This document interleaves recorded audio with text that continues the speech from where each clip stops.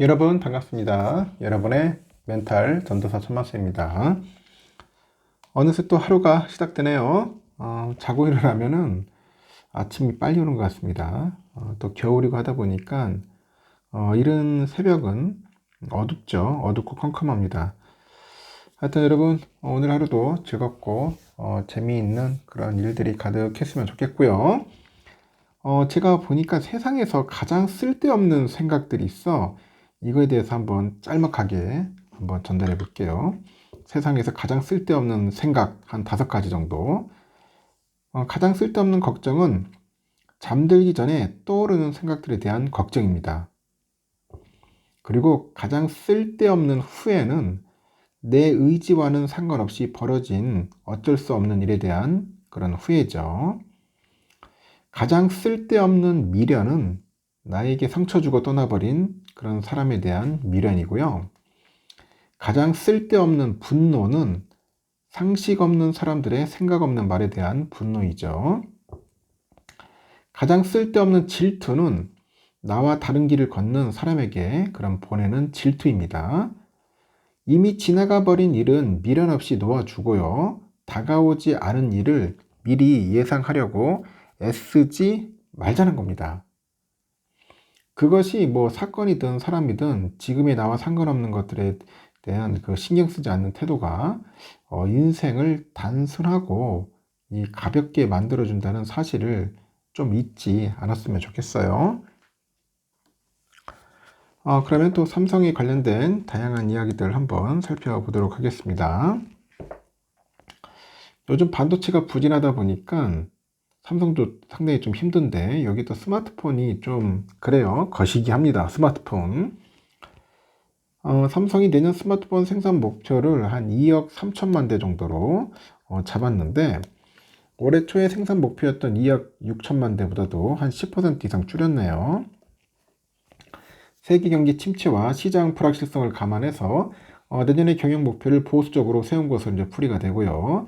업계에 따르면 삼성은 모바일 경험 사업부가 이달 중 열리는 그 글로벌 전략 회의에서 내년에 스마트폰 생산 목표를 약 2억 3천만 대로 설정을 하고요. 이에 대한 구체적인 사업 전략을 공유할 예정이라고 합니다. 삼성 글로벌 전략 회의는 매년 6월과 12월 국내외 임원들이 모여가지고 각 사업 부분과 지역별 현안을 공유를 하고요. 내년의 사업 목표랑 영업 전략을 교환하는 중요한 자리입니다. 최근에 삼성은 연말 사장단 인사랑 조직 개편을 마무리하고 내년에 사업 계획을 확정하는 데 주력을 합니다. 삼성은 그 MX 사업부라고 하죠. 이 MX 사업부는 내년 경기와 그런 시장 상황이 더욱더 어려워질 것으로 예상을 해가지고 생산 목표를 올 초 설정했던 것보다 더 하향 조정한 것으로 이제 하향 조정이 전해지는 거죠.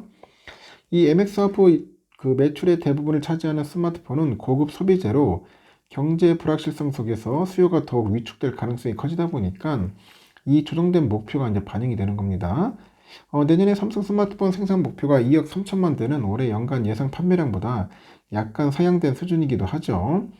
올해가 아직 끝나지 않았는데 삼성전자는 올해 연간 약 2억 2천만 대의 스마트폰을 이제 판매할 것으로 이제 관측이 됩니다. 삼성은 MX 사업부는 물량보다 내실을 다지는 차원에서 혁신적인 신제품 출시와 이 품질 관리에 중점을 두고 내년 경영 전략을 세울 방침인 것으로 전해졌죠.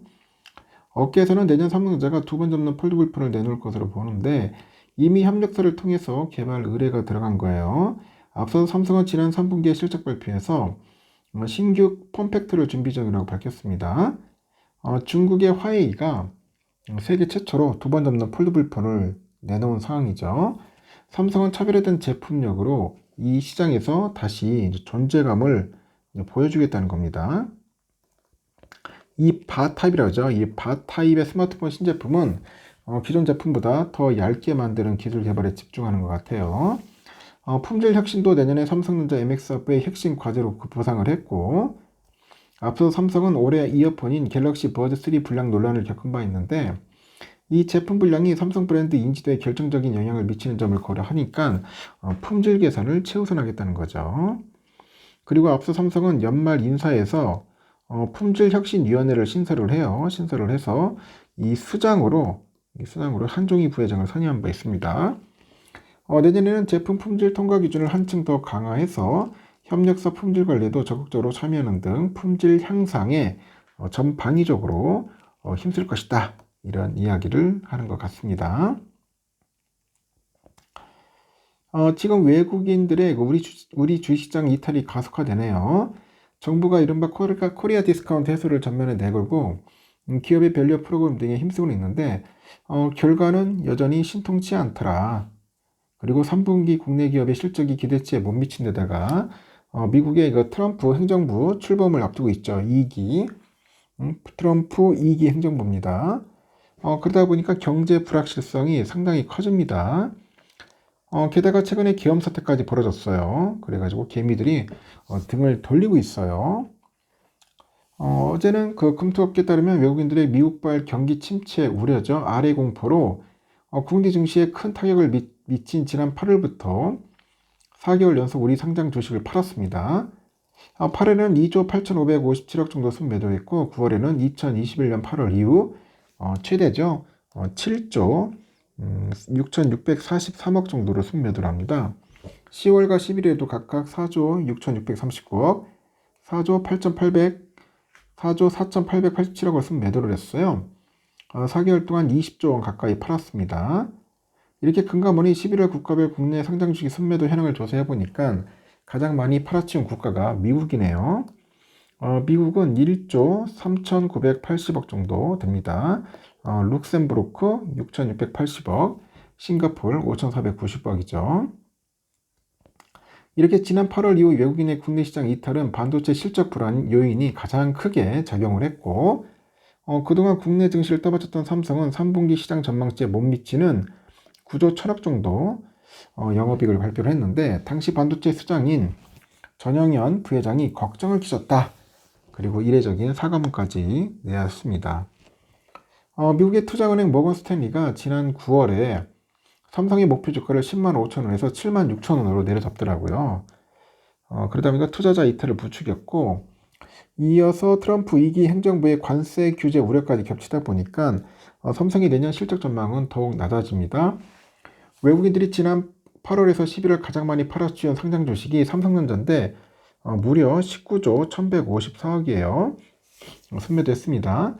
이렇게 세계 시장과 비교해서도 국내 주식 수익률은 꼴찌 수준입니다. 외국인이 매력을 느끼지 못할 수준에 이르렀어요.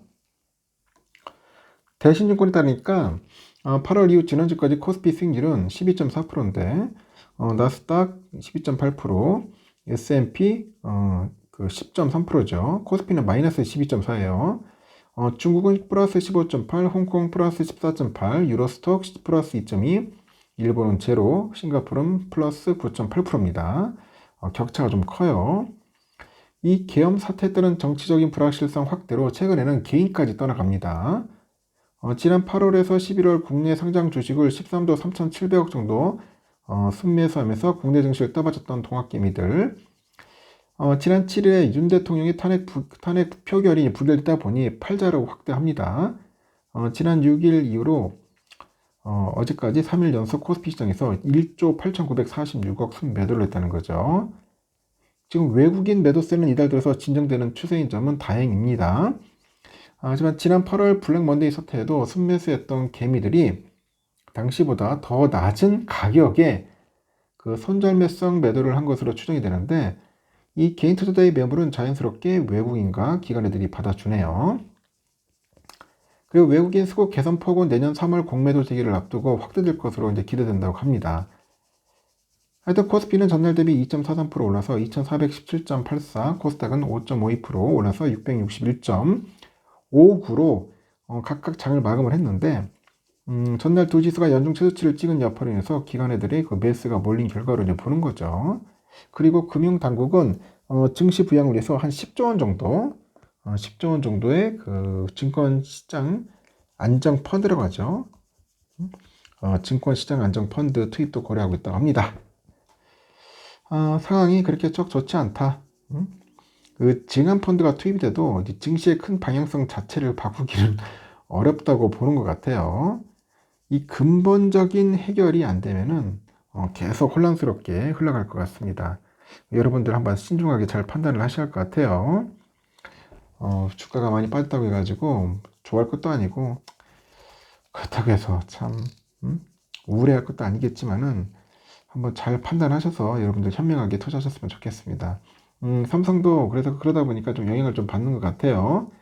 그래서 제가 늘 얘기하지만 12월 달은 아무래도 그냥 박스권에서 긴 흐름을 이어가지 않을까. 지겨운 흐름이죠. 지겨운 흐름. 길고 지겨운 흐름이 조금 연출이 될 것 같습니다. 빨리 그 엔비디아를 통해서 HBM에 관련된 그런 깊은 소식이 빨리 들려왔으면 좋겠습니다. 여기까지 하겠습니다. 여러분 좋은 하루 보내시고요. 또 다음 시간에 뵙도록 하겠습니다.